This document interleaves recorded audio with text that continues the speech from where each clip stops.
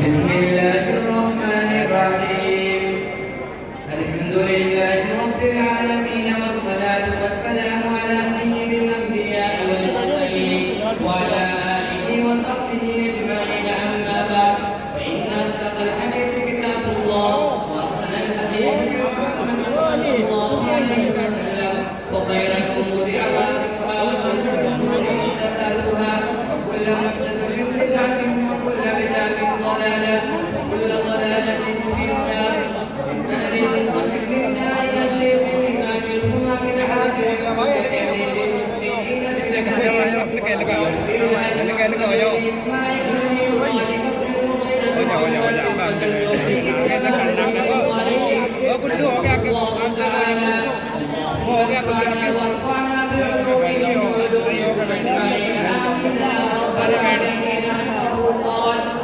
باب قراءة الفاجر والمنافق وأصواتهم وتلاوتهم لا يجاوز حناجرهم. وبه قال حدثنا عتبة بن خالد قال حدثنا حماد قال حدثنا قتادة قال حدثنا أنس بن مالك عن أبي موسى عن النبي صلى الله عليه وسلم قال: مثل المؤمن الذي يقرأ القرآن كالأترجة طعمها طيب وريحها طيب، والذي لا يقرأ القرآن كالتمرة طعمها طيب ولا ريح لها.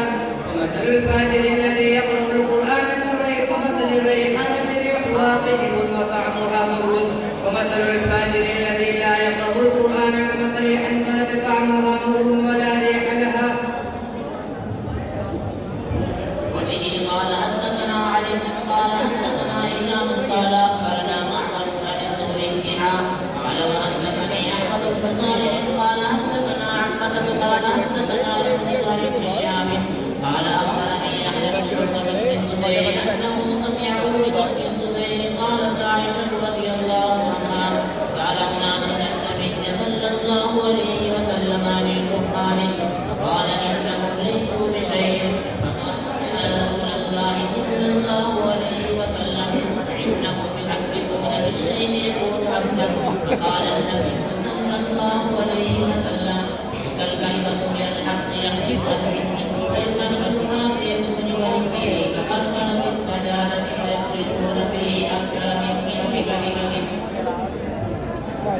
وبه قال حدثنا قال حدثنا ابن عبيد قال: سمعت محمد بن سيرين يحدث عن خالد بن سيرين عن ابي سعيد الخدري رضي الله عنه عن النبي صلى الله عليه وسلم قال: يخرج ناس من قبل المشرق ويقرؤون القرآن لا يجاوز تراقيهم، يمرقون من الدين كما يمرق السهم من الرمية، ثم لا يعودون فيه حتى يعود السهم إلى فوقه.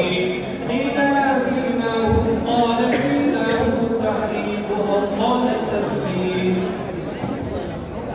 باب قول الله: وليوم يوم القيامة وأن أعمال بني آدم وقولهم. وقال مجاهد: القصاص العبد بالكلية. قال الحديث يذكر المسلم وهو العادل وهو القاتل وهو الجاهل.